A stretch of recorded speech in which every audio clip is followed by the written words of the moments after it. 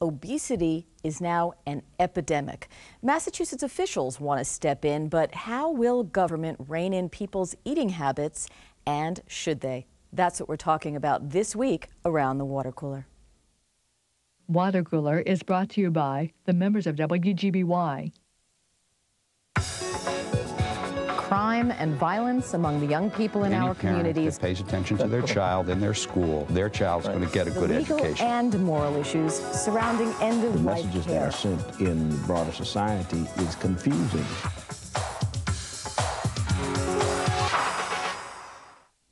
I'm Susan Kaplan. Welcome to Water Cooler.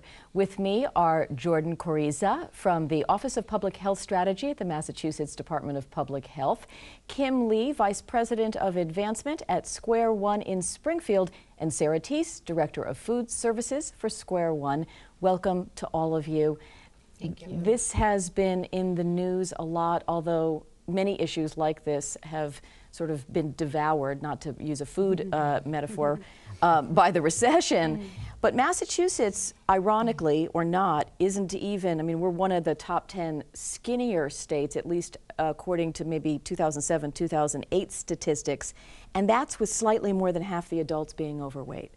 And the numbers for children, of course, are terrible as well. And there is clearly a consensus that being overweight increases risks for cancer, diabetes, heart disease. We know this.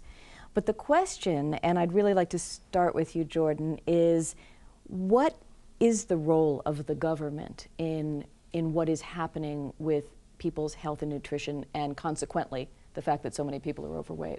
Great. That's a great question. And I was talking to a colleague about this the other day, and he made a great analogy of the State Department of Health is the doctor to the whole population, the same way you have your own doctor, I have my own doctor. And so the charge of the State Department of Health is to care if it sees a problem in the community, in the state, to act upon it.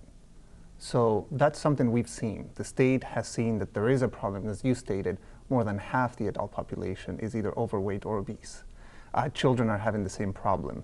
And so we need to do something about it. But what is Massachusetts proposing? Because some of the proposals and the initiatives are a little ahead, or kind of cutting edge in terms of, for example, proposals of what they'd like to do with children in the schools. Let's start there. Yeah, absolutely, absolutely. So the initiative is called Mass in Motion, and it has several components to it. One of them has to do with children in the school system, and that's calculating kids' BMI, body mass index. I think it's interesting to say that by law in Massachusetts, children in schools have to have their weight and height measured. Wait, it does say that now. It does. Right. But they don't have to have their BMI calculated. The body mass index is a calculation made by the weight and the height. Right. It's a proportion. Some schools are already reporting BMI to parents. They are calculating their BMIs. Some are not doing anything with the information, with the height and the weight.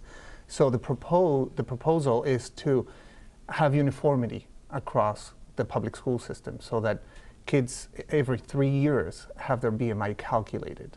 That's one of the components of the initiative. I mean, Kim, do you think that this sort of information is going to be used well, or what are we talking about here? Why is this happening, do you think? And what is the role of education and educators? Education really does play a very critical role, especially in our world or in our industry, which is early education and care.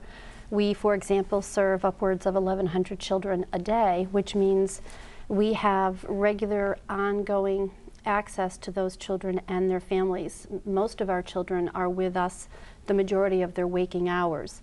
So the opportunity to not only instruct children about proper health, nutrition, and the importance of exercise, but also to inform them on a regular basis and in a way that's developmentally appropriate. But I know you've been doing that.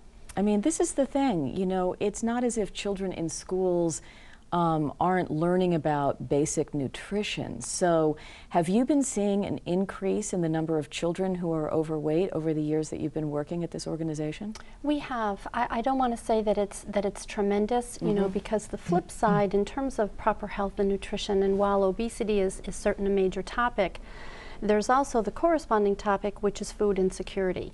So we also see children who have a very low BMI or who have a very who are very low weight, if you will, because there isn't enough food in that particular family. Right. So in agencies like Square One, where we're fortunate to have food services directors, you know, we're able to look at both populations and then to bring in the resources that we know exist, and whether it's the Department of Health or the Department of Early Education and Care, there are resources out there that we can infuse into our programs to even go above and beyond what we have been doing.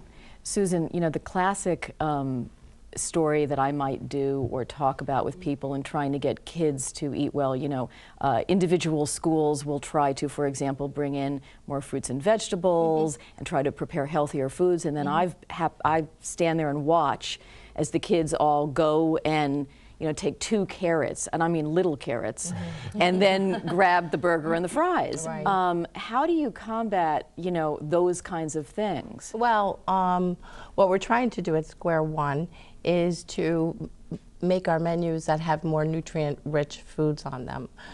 Those are foods that are very colorful in the fruit and vegetables, so that they have more nutrients.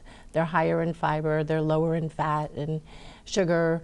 But our menus have to be kid-friendly. Exactly. And do you think kids will eat whatever you put in front of them ultimately? Is there a transition? I mean, when you say they have to be kid-friendly, it is true. I mean, if they all start complaining that they don't like any of the food, that's not going to work. A lot of that has to do with education and the fact that we're going to educate, and we do educate our teachers to introduce the food to kids. Right.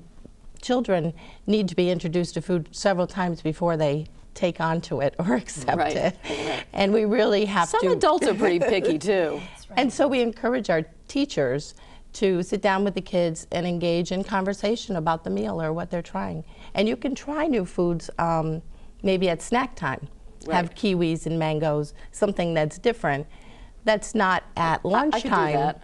It's not at lunchtime, so it's not their main meal or a big part of their meal, but it's something, a try-me. Right. And if you need to feed children something that's kid-friendly, especially, you know, within our agency, since we have so many children who are living at or below poverty, you know, we know the time to not introduce a new food item is on Monday or on Friday. Monday, because we know we have kids who are coming and eating, you know, their second and third bowl of cereal or oatmeal, and Friday because they're transitioning for the weekend and we want them to go home with a full belly. But yeah, if we're having chicken nuggets with carrot sticks, we'll have whole breast meat. Right. We'll have, you know, nuggets that are low in trans fat, you know, foods, chicken nuggets that are more nutrient rich, if you will. Clearly,